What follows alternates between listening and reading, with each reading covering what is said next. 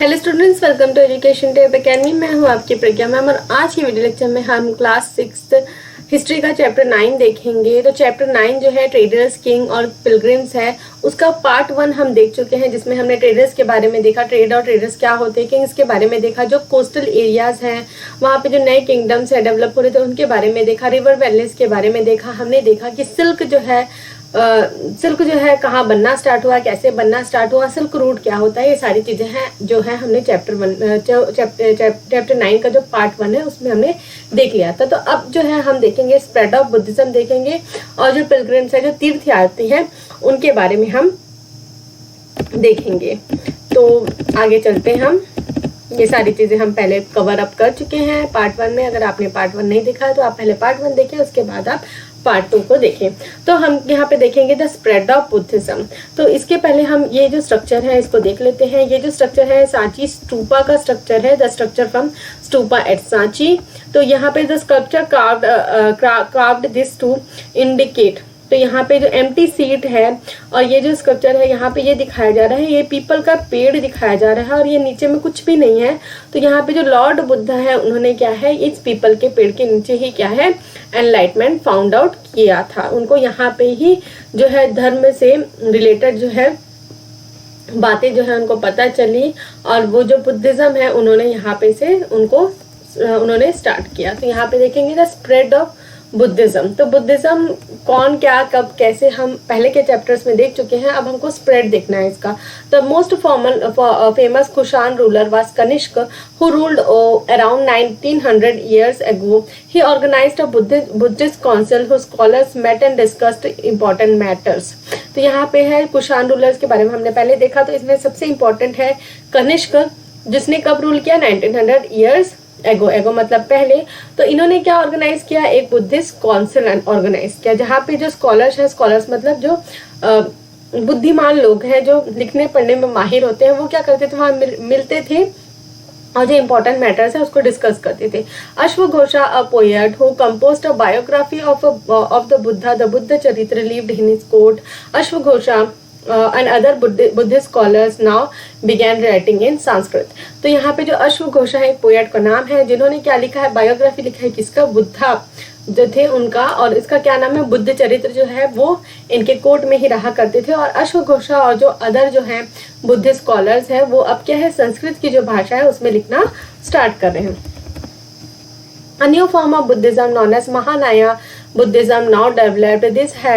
This had two distinct features. Earlier, the Buddha's presence was shown in sculpture using certain signs. For instance, his attainment of enlightenment was shown by sculptures of people tree. तो यहाँ पे एक नया form है Buddhism का, जिसको क्या बोल रहे हैं, महानाया बुद्धिज्म। तो यहाँ पे जो इसके क्या है, दो डिस्टिंक्ट फीचर्स है, डिस्टिंक्ट मतलब अलग अलग फीचर्स है। तो इससे पहले क्या होता था, जो बुद्धा है उसका प्रेजेंस किससे दिखाया जाता था, किससे दर्शाया जाता था, कुछ साइंस के द्वारा। तो जैसे कि फॉर इंस्टेंस मतलब फॉर एग्जाम्पल जो है एक तरीके का, तो यहाँ पे उनका जो एनलाइटमेंट का जो अटेन करने का प्रोसेस है उसे किससे दिखाया गया है, पीपल ट्री, जैसे ये अब देखेंगे। Now statues of Buddha were made. अब क्या है, बुद्धा के स्टैचूज बनाने लगे लोग। Many of they were made in Mathura while others were made in Takshashila. तो दो जो एरिया है मथुरा और तक्षशिला, वहां पे स्टैचूज क्या है बनाए जाते थे। अब जो है मूर्तियों की पूजा करनी स्टार्ट कर दिए हैं लोग। तो यहाँ पे हम मथुरा और तक्षशिला को देख लेते हैं। तो यहाँ पे ये जो है आपको दिख रहा है मथुरा, और तक्षशिला जो है इस वाले एरिया में है। तो यहाँ पे इस मैप में नहीं दिया है, आगे जो है हम चैप्टर्स देखते जाएंगे तो मैं आपको तक्षशिला के बारे में भी दिखाऊंगी। तो तक्षशिला यहाँ पे जो है नॉर्दर्न साइड में है। The second change was a belief of Bodhisattva. तो बोधिसत्व एक सेकेंड चेंज है। तो फर्स्ट क्या हमने देखा कि जो आइडल्स हैं, जो मूर्ति है, उनकी पूजा स्टार्ट हो गई है। और सेकंड क्या है, एक नया बिलीफ, एक नई सोच, बुद्धि सत्व। तो this way suppose to be person who attend enlightenment. Once they attain enlightenment they could live in complete isolation मतलब एकदम अलग रहना, एंड मेडिटेट इन पीस। तो यहाँ पे बुद्धिस्ट तत्व मतलब जो अलाइनमेंट जो है अटेंड कर लिए हैं, जिन्हें मुक्ति मिल गई है, जिनको मतलब समझ में आ गया है कि जीवन का सही मर्म क्या है, तो वो क्या करते हैं, अलग रहते थे और क्या करते थे, मेडिटेट करते थे, एक जगह पे रह के मेडिटेशन करते थे। However instead of doing that they remain in the world to teach and help others. तो यहाँ पे ये सब करने के जगह जो क्या है, पहले के जो प्रोसेस है उससे अलग क्या है, ये क्या करते थे, इस वर्ल्ड में ही रहते थे, वो अलग नहीं रहते थे लोगों से, और क्या करते थे, लोगों को उपदेश देके पढ़ाया करते थे, बताया करते थे लोगों को उपदेश। The worship of Bodhisattva became very popular and spread throughout central Asia, China and later to Korea and Japan. तो बुद्धिस्ट सत्वा है जो क्या है, वो बहुत पॉपुलर हो गया। बुद्धिस्ट सत्वा मतलब जो बुद्ध के बारे में लोगों को बता रहे, जो बुद्ध का जो ज्ञान है, बुद्ध के जैसे ही वो क्या कर रहे हैं, लोगों को बता रहे हैं, उपदेश दे रहे हैं। तो ये लोग क्या थे, बहुत ही पॉपुलर थे। और ये कहाँ कहाँ स्प्रेड हो गए, सेंट्रल एशिया में पॉपुलर थे, चाइना में और कोरिया और जापान में भी। देखिए बुद्धिज्म की कहाँ तक पहुँच है, बहुत सारे जो एरियाज हैं उनको कवर किया है बुद्धिज्म ने। तो Buddhism also spread to western and southern India. तो वेस्टर्न और साउथ इंडिया में भी बुद्धिज्म स्प्रेड हुआ, where dozens of caves were hollowed out of hills for monks to live in. तो इसमें क्या है, बहुत सारे जो केव्स है उसको क्या किया गया, गड्ढा खोद, हॉलो करना मतलब गड्ढा खोदना।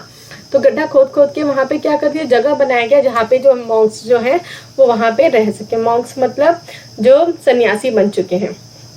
So some of these caves were made on the orders of kings and queens, others by merchants and farmers. These were often located near passes through Western Ghats, roads connecting prosperous spots on the coast with cities in the Deccan ran through these passes. तो ये कहाँ पे locate हुआ करते थे, mostly जो है, पहले इसको देख लेते हैं। पहले जो सबसे पहले तो है, इसको बनाता कौन था, तो बनाने के लिए किंग्स और क्वींस बनवाते थे, या तो फिर कोई मर्चेंट्स हैं, जो ट्रेडर्स हैं वो, या तो कोई फार्मर वगैरह बना के रखते थे मॉन्क्स वगैरह के रहने के लिए। और ये कहाँ पे लोकेटेड रहता था, जो पासेस है, वेस्टर्न घाट जाने वाले जो पास है, रोड्स जो है, रोड्स के किनारे इन्हें बनाया जाता था, जो डेक्कन के तरफ जा रहा है, ताकि जो मॉन्क्स है अपना जो मेन रोड पे जा रहे हैं तो वहाँ पे वो रुक के आराम कर सकते हैं। तो यहाँ पे देखेंगे an image of Buddha from Mathura, ये मथुरा में बनाई हुई एक इमेज है बुद्धा की। एंड और ये जो है, और राइट में क्या है आपके image of Buddha from Taxila, तो टक्सिला में बनाई हुई इमेज है। Look at this and note the similarities and difference that you may find. तो यहाँ पे आप दो मूर्तियाँ देखेंगे। तो ये जो है मथुरा में जो बनी हुई मूर्ति है, ये क्या है, खड़ी हुई है, और यहाँ पे क्या है, ये बैठी हुई है। इसमें आप देखेंगे इन्होंने कपड़े नहीं पहन रखे हैं, और इसमें आप देखेंगे इसमें इन्होंने कपड़े पहन रखे हुए हैं। पीछे में ये चक्र बना हुआ है, इसमें नहीं है। थोड़ा सा स्ट्रक्चर भी थोड़ा सा डिफरेंट है, तो देख सकते हैं आप, थोड़ा सा डिफरेंस है इसमें। तो traders probably halted in this cave, halted मतलब रुकना, halted in this cave monastery during their travel। तो यहाँ पे एक केव है बना हुआ। तो ये जो है केव एट कार्ले महाराष्ट्र, ये कार्ले का है। और अजंता अलोरा केव्स जो है बहुत फेमस है, ये भी उसी तरीके का केव्स है जहाँ पे इस तरीके के बुद्धिस्ट मोनेस्ट्रीज बनाए गए हैं, हॉलो करके। मतलब देखेंगे आप, ये पूरा पत्थर है, तो ये पत्थर जो है इसको नक्काशी करके, इसको मतलब थोड़ा सा स्ट्रक्चर को बना के इसे बनाया गया है। तब Buddhism also spread south eastwards to Sri Lanka, Myanmar, Thailand and other parts of south east Asia including Indonesia. देखिए बुद्धिज्म कहाँ कहाँ फैल रहा है, श्रीलंका में, म्यांमार में, थाईलैंड में। आज भी जो है बुद्धिज्म, जो बुद्धा है उसको लोग बहुत मानते हैं। अगर आप ये सब एरिया जो यहाँ पे बताया जा रहा है, श्रीलंका, म्यांमार, थाईलैंड, यहाँ बहुत बड़े बड़े मंदिर हैं बुद्धिज्म से रिलेटेड। तो अगर आपको मौका मिले विजिट करने का, या तो आप यूट्यूब में भी देख सकते हैं ये सारी चीज़ों के बारे में अलग से। The older form of Buddhism known as Theravada Buddhism was more popular in this area। तो ओल्डर फॉर्म जो है, जहाँ पे मूर्ति की पूजा नहीं हो रही है, हमने देखा जो बुद्धिस्ट सत्वा मतलब यहाँ पे जो लोग हैं वो मेडिटेट करते हैं, अलग आइसोलेशन में रहते हैं। ये जो है इस तरीके का जो बुद्धिज्म है वो ज़्यादा फेमस था। कहाँ पे, श्रीलंका, म्यांमार, थाईलैंड और इंडोनेशिया में। और इससे पहले अभी हमने देखा वहाँ पे मूर्ति की पूजा हो रही थी। अब ये जो बुद्धिज्म के बारे में हमने देख लिया, तीर्थ यात्री के बारे में देखेंगे। The quest of the Pilgrim, quest मतलब चीज़ों को जानने की, मतलब जानने की एकदम इच्छा जो होती है, तीव्र इच्छा होती है, इसको क्वेस्ट कहा जाता है। तो as traders journeyed to distant land in caravans and ships. Pilgrim often traveled with them. तो pilgrims क्या होते थे, तीर्थयात्री क्या होते थे, उस समय क्या है अलग से उनके लिए कोई व्यवस्था नहीं होती थी एक जगह से दूसरे जाने के लिए, तो वो कहाँ पे चले जाते थे, ट्रेडर्स के साथ में। तो ट्रेडर्स है, अगर वो डिस्टेंट लैंड्स में ट्रैवल कर रहे हैं तो वो कारवान्स में ट्रैवल करते थे ट्रेडर्स, और शिप्स में तो पिलग्रिम्स है उनके साथ ही ट्रैवल किया करते थे। तो पिलग्रिम होते क्या है, जैसे कि मैंने बताया, are men and women who undertake journey to holy places in order to offer worship. अपने पूजा पाठ के लिए जो है अलग अलग होली प्लेसेस में जो ट्रैवल करते हैं उनको पिलग्रिम कहा जाता है, तीर्थ यात्री। The best known of this are Chinese Buddhist pilgrims. तो ये जो है बेस्ट नोन जो है, जो चाइना से आए हुए बुद्धिज्म को प्रीच करने वाले, जो बुद्धिज्म की पूजा करने वाले हैं वो लोग आए। तो यहाँ पे है फाइजियान हु केम टू सब continent about 600 years ago, Zhang who came around 1400 years ago, Ai King who came about 50 years after Zhang. They came to visit places associated with the life of Buddha as well as famous monasteries. तो ये लोग क्यों आए थे India, Buddha से related जो places है उनको विजिट करने के लिए, और जो फेमस मोनेस्ट्रीज हैं बुद्धिज्म से रिलेटेड उनको विजिट करने के लिए। तो each of this pilgrims left an account of his journey. They wrote of the dangers they encountered on their travel which often took years of the countries and the monasteries that they visited and the books they carried with them. तो यहाँ पे ये जो तीर्थयात्री हैं उन्होंने काफ़ी कुछ लिखा है। उन्होंने ये भी बताया है कि उनको कितना खतरों का सामना करना पड़ता था अपने ट्रैवल के दौरान, और उन्होंने मतलब ये भी बताया कि उनको कितने साल लग जाते थे एक कंट्री में और जो मोनेस्ट्रीज हैं उनको विजिट करने के लिए। और उन्होंने ये भी बताया कि वो अपने साथ जो है बुक भी लेके जाते थे, यहाँ अगर कोई बुक अवेलेबल रहता था उसको भी यहाँ से वो लेके जाते थे। तो यहाँ पे हम आगे देखेंगे जो फाजियान है उसके उन्होंने वो जब वापस चाइना जाते हैं तो उनके साथ क्या हादसा होता है। तो फाजियान began his journey back home from Bengal। तो कहाँ से उन्होंने स्टार्ट किया, बंगाल से ही। Boarded on a ship belonging to some merchants. Border मतलब एक शिप में गए जहाँ पे कुछ मर्चेंट्स ट्रैवल कर रहे थे। He had barely traveled for 2 days when they were caught in a storm। तो उन्होंने सिर्फ barely मतलब सिर्फ और सिर्फ 2 ही दिन हुए थे उनको ट्रैवल करने के लिए करते हुए कि वो क्या हो जाते हैं, एक तूफान में फंस जाते हैं। तो merchants began throwing their merchandise मतलब उनके पास जो भी सामान रहता है वो क्या करते हैं, उसको फेंकने लग जाते हैं ताकि जो है शिप जो है वो हल्का हो जाए और वो डूबने से बच जाए। तो फाजियां जो है वो क्या करते हैं, थ्रू अवे हर मियर्च बिलोंगिंग पर्सनल बिलोंगिंग, जो उनके पास जितना उनका पर्सनल सामान था उनको फेंक देते थे। लेकिन जो है क्लंग मतलब एकदम पकड़ के रखना, किसको जो बुक्स है और जो स्टैचूज ऑफ बुद्धा है जो उन्होंने कलेक्ट किए थे अपने जर्नी के दौरान। Finally the storm subsided after 13 days। तो जो ये तूफान है सबसाइडेड मतलब खत्म हुआ कितने दिन बाद, 13 दिन बाद। This is how he describe the sea. तो इस तरीके से वो अपनी जर्नी को डिस्क्राइब करते हैं। The sea itself is boundless in extent. It is impossible to know east or west except by observing the sun, moon or stars in their motion. If it is dark, rainy weather, the only plan is to steer by wind. It took him more than 90 days to reach Java, where he halted for 5 months before boarding another merchant ship that took him to China. तो वो निकले थे China के लिए, लेकिन वो कहाँ पहुँचे, जावा जाके वो वहाँ पे रुके 90 दिन तक। 90 दिन मतलब अप्रॉक्स जो है it took more than 90 days। उनको वहां जावा पहुंचने के लिए कितने दिन लग गए, 90 days। 90 days मतलब कुछ नहीं तो 3 महीने लग गए उनको जावा पहुंचने के लिए। अब वो वहां पे कितने दिन रुके, 5 महीने रुके। उसके बाद वो फिर कहाँ चले गए, चाइना के लिए। तो यहाँ पे ये भी बताया जा रहा है कि शिप जो सी है, अगर आप समुद्र के बीच में तो आपको कुछ नहीं पता चलने वाला। उस समय जो कंपास है वो नहीं रहता था, तो इससे बिल्कुल भी अंदाजा लगाना मुश्किल होता था कि कौन सा नॉर्थ है, कौन सा ईस्ट है, कौन सा डायरेक्शन है। तो एक ही तरीका होता था, सन का डायरेक्शन है उसको देख के और जो मून और स्टार्स है उसके जो मोशंस है उनको देख के ही पता लगाया जा सकता था कि किस डायरेक्शन में हम जा रहे हैं और किस मतलब दिशा में सही जा रहे हैं कि नहीं। अगर जिस दिन डार्क है, रेनी वेदर है, तो उस समय तो एकदम मतलब पॉसिबल ही नहीं था कि कहाँ से पता चले। तो वो जिस हवा में जा रहे हैं, जिस हवा के डायरेक्शन में जा रहे हैं, तो वहीं वो निकल जाते थे। उसके बाद हमको देखना है जुआन ज़ैंग के बारे में। Who took the land route back to China through northwest and central Asia and carried back with him statues of Buddha made of gold, silver and sandalwood and over 600 manuscripts loaded on the back of 20 houses. Over 50 manuscripts were lost when the boat on which he was crossing the Indus capsized. Capsized मतलब उसको पलट गई, नाव जो पलट गई.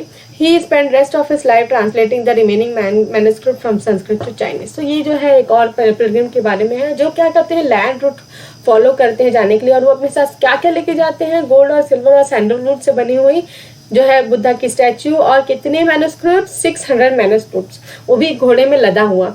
और जो उसमें से 600 में से जो 50 है वो क्या हो जाते हैं, वो डूब जाते हैं. जब जो है जो इंडस रिवर को पार करते हुए रहते हैं तो नाव जो है क्या हो जाती है, कैप्साइज मतलब पलट जाती है. और फिर वो अपनी जो रेस्ट ऑफ द लाइफ है वो जो संस्कृत में लिखा हुआ है उसको चाइनीज में ट्रांसलेट करने में बिता देते हैं. अब हमको देखना है नालंदा के बारे में, unique centre of Buddhist learning. तो नालंदा जो है वो बहुत पुरानी यूनिवर्सिटी है, ओल्डेस्ट यूनिवर्सिटी है हमारे इंडिया की. तो ज़ुआंगज़ैंग and other pilgrims spent time studying in Nalanda जो बिहार में है, and the most famous Buddhist monastery of the period. This is how he described it. तो ये लोग ये जो है कहाँ पे अपना टाइम बिताए हैं, नालंदा में. और जो इम्पोर्टेंट जो बुद्धिस्ट मोनेस्ट्री है वहाँ पे the teachers are the men of highest ability and talent. They follow the teachings of Buddha in all sincerity. The rules of the monasteries are strict and everyone has to follow them. Discussions are held throughout the day and the old and the young mutually help one another. Learned men from different cities come here to settle their doubts. The gatekeeper asks new entrants, मतलब जो नए आ रहे हैं, difficult questions. They are allowed to enter only after they have been able to answer these.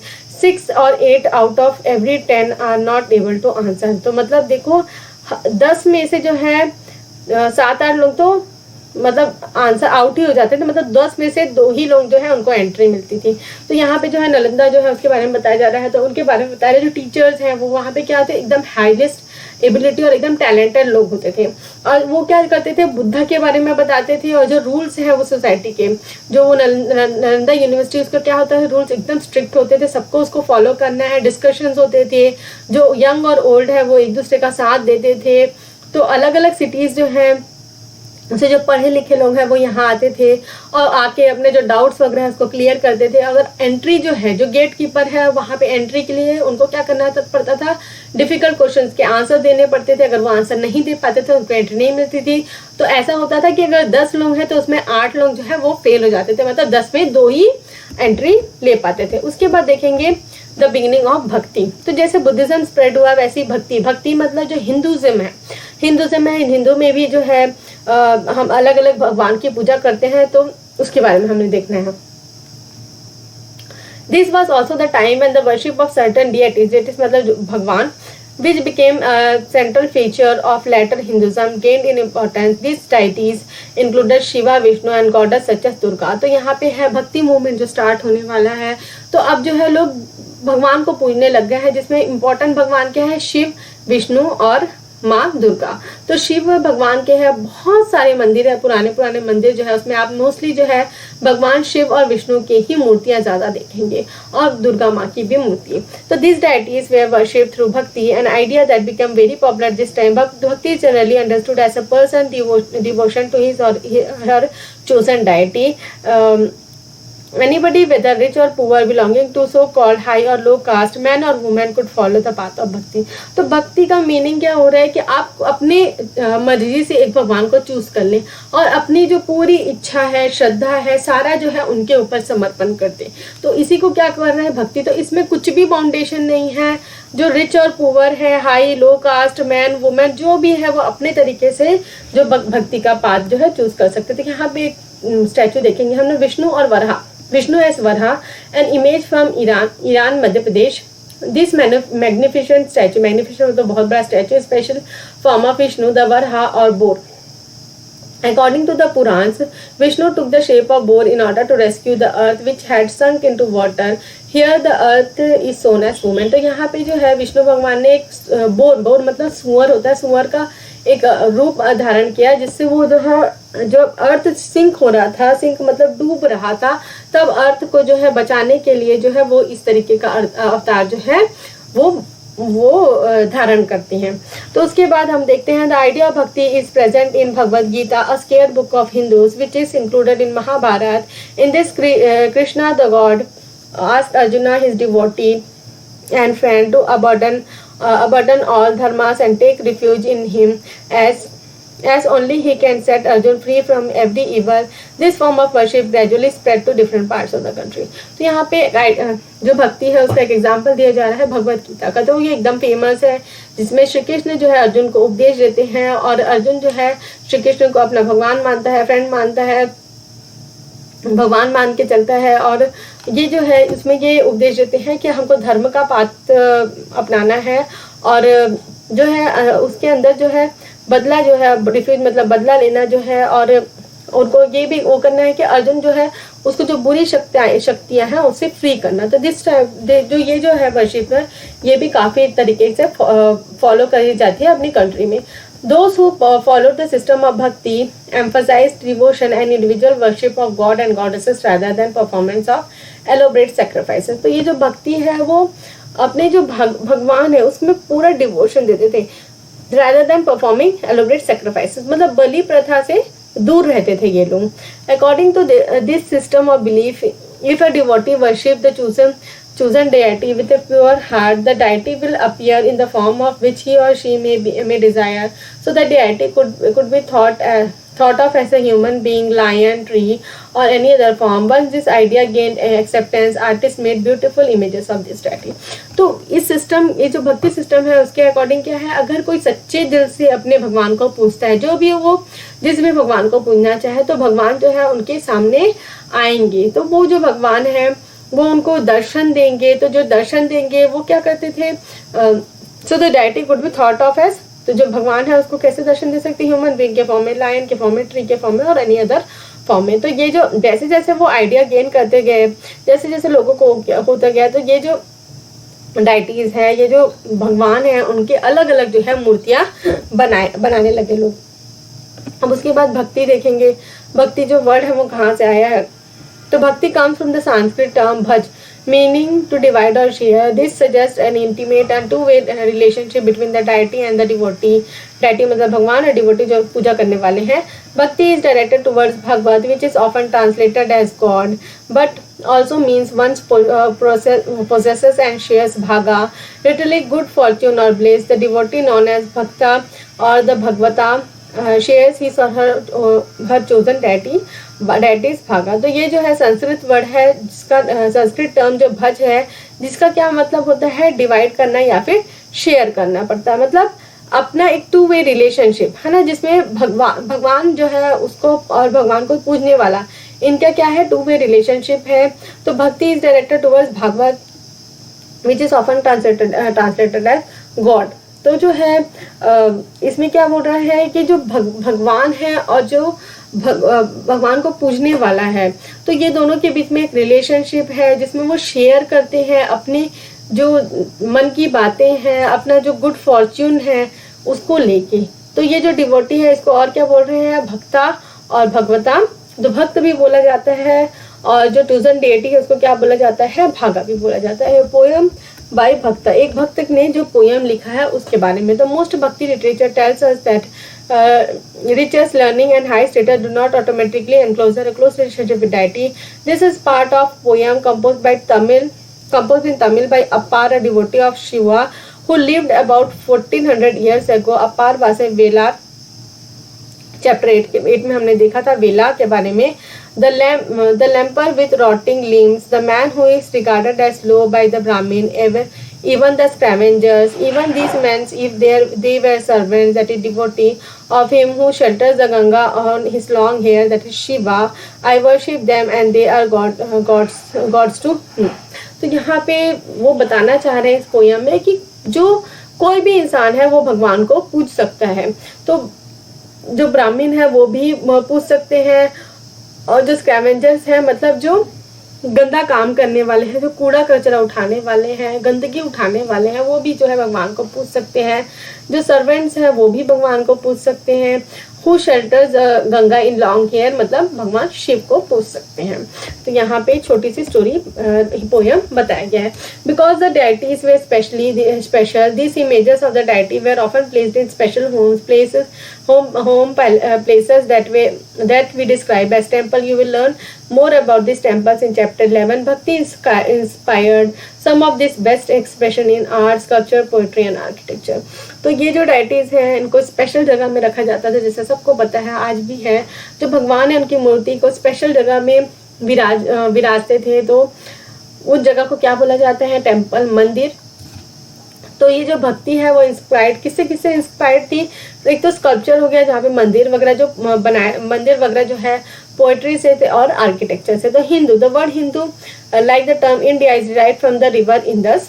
It was used by Arabs and Iranians to refer to people who live in east of the river and to their cultural practices including religious belief. तो यहाँ पे जैसे कि word Hindu जो है वो आया है, टर्म इंडिया, जो वर्ड हिंदू जो है जैसे कि टर्म इंडिया है डिराइव किया गया है रिवर इंडस से, वैसे ही जो अरब और ईरान से जो उनके जो पीपल हैं, जो लोग हैं, वो यहाँ के लोग को हिंदू नाम से बुलाने लगे। क्यों? क्योंकि वहाँ यहाँ के जो कल्चरल प्रैक्टिसेस हैं और जो रिलीजियस बिलीफ हैं उनके कारण। अब ये चैप्टर यहाँ पे कंप्लीट हो गया। तो जैसे हर चैप्टर के बाद लास्ट में एल्सफेयर दिया जाता है, वैसे यहाँ पे एल्सफेयर है। तो ये जो एल्सफेयर है ये जो क्रिश्चियनिटी है, जो गॉड जीसस है उसके बारे में है। तो about 2000 years ago Christianity emerged in West Asia. Jesus Christ was born in Bethlehem, which was then part of Roman Empire. The Christ teachings was that he was savior of the world. He also taught people to treat others with love and trust others just as they themselves wanted to be treated. तो 2000 सालों पहले जो Christianity है वो कहाँ से आई? Waste Asia से आई। तो जीसस क्राइस्ट जो है वहीं पे बॉर्न हुए, रोमन एम्पायर में बॉर्न हुए। कहाँ पे? कौन सी सिटी पे? बेथलहेम में। तो यहाँ पे जो जीसस क्राइस्ट है वो मतलब इस संसार को बचाने वाले थे, सेवियर ऑफ द वर्ल्ड, मतलब इस संसार को बचाने वाले थे। उनकी जो टीचिंग्स है वो बहुत पॉपुलर है लोगों में अभी भी। तो वो उन्होंने क्या बताया कि आप दूसरों के साथ एकदम प्यार से व्यवहार करिए, उनके ऊपर ट्रस्ट करिए, जैसे कि आप चाहते हैं कि आपके साथ जो है दूसरा व्यक्ति जो है आपको ट्रीट करे, आपको वैसे ही दूसरों के साथ अपना भी व्यवहार रखना है। तो here are the few verses from Bible, the holy book that contain the teachings of Christ. Christian की जो होली बुक है उसको क्या बोला जाता है? बाइबल। ये सबको पता है। तो blessed are those who hunger and thirst for righteousness, जो सही पाथ में जाने के लिए जिनके पास एक इच्छा शक्ति होती है। यहाँ पे हंगर मतलब भूख वाली, जो खाने वाली भूख नहीं है उसको नहीं है। हंगर और थर्स्ट मतलब जो जिनके पास तीव्र इच्छा होती है। For they shall be filled, blessed are merciful for they shall obtain mercy, blessed are pure in heart for they shall see God, blessed are peacemakers for they shall be called sons of God. तो जो blessed मतलब जिनके ऊपर blessings है, भगवान की blessings हैं, तो उनके पास ये सब क्वालिटीज होनी चाहिए। तो Christ teachings appealed to ordinary people and spread through West Asia, Africa and Europe. The first Christian preachers come from West Asia to west coast of the subcontinent with 100 years of Christ's death. तो जो Jesus Christ के death के बाद जो है जो Christian के जो क्रिश्चियनिटी को फैलाने वाले जो है वो वेस्ट एशिया से कहाँ से आए? वेस्ट एशिया से वेस्ट कोस्ट जो है हमारे सब कॉन्टिनेंट पे, वहाँ पे आए। और कितने लोगों के साथ आए? 100 लोगों के साथ में। तो यहाँ पे हमको फिर से मैप 6 में देखना है, पेजेस 76-77 में। तो ये आपको देख लेंगे। द क्रिश्चियंस ऑफ केरला, जो हमारे जो इंडियन सब कॉन्टिनेंट में जो केरला वाला जो एरिया है, known as Syrian Christians because they probably came from West Asia, are amongst the oldest Christian communities in the world. तो यहाँ पे जो oldest Christian community है कहाँ पे है? केरला में है, जहाँ पे क्रिश्चियंस को क्या बोला जाता है? Siren Christian. तो ये लोग कहाँ से आए थे? वेस्ट एशिया से। तो ये चैप्टर यहाँ पे कंप्लीट होता है। तो हम लोग कीवर्ड्स देख लेते हैं कि हमने आज इस जो दोनों लेक्चर है उनको मिला के हमने क्या क्या चीज़ें पढ़ी है। तो कीवर्ड्स में हमने देखा ट्रेडर्स कौन होते हैं, मूवेंदा जो चीफ्स हैं, चोला चेरास और पांड्यास के, उसको हमने देखा। रूट देखा, सिल्क रूट जो होता है वो क्या होता है, कुशाना देखा, कनिष्क के बारे में देखा, महायाना और तेरावादा देखा, जो बुद्धिज्म के 2 फॉर्म्स हैं, जो बुद्धिज्म के 2 फॉर्म्स है उसको हमने देखा। बुद्धिस्ट सभा कौन होते हैं, जो बुद्धिज्म को फैलाते हैं, जो बुद्धिज्म के उपदेश देते हैं, उनको बुद्धिस्ट सभा कहा जाता है। पिलग्रिम जो तीर्थ यात्री कौन होते हैं, और भक्ति क्या है, किसी एक भगवान को लेके, चाहे वो लॉर्ड शिवा हो, विष्णु हो, दुर्गा हो, उनकी भक्ति करने वाले, उनकी पूजा करने वाले को भक्ति कहा जाता है। तो ये इस चैप्टर में इतना ही। तो ये 9th जो चैप्टर है वो कंप्लीट होता है यहाँ पे। अगर वीडियो लेक्चर पसंद आए तो वीडियो को लाइक शेयर करें, कमेंट करके बताएं कि वीडियोस कैसे लगे, लेक्चर आपको कैसा लगा। अगर वीडियोस पसंद आते हैं तो चैनल को सब्सक्राइब कर लीजिए, बेल नोटिफिकेशन को भी ऑन कर लीजिए ताकि जब भी मैं नए वीडियोस डालूँ तो आपको नोटिफिकेशन मिल सके। Thanks for watching my video.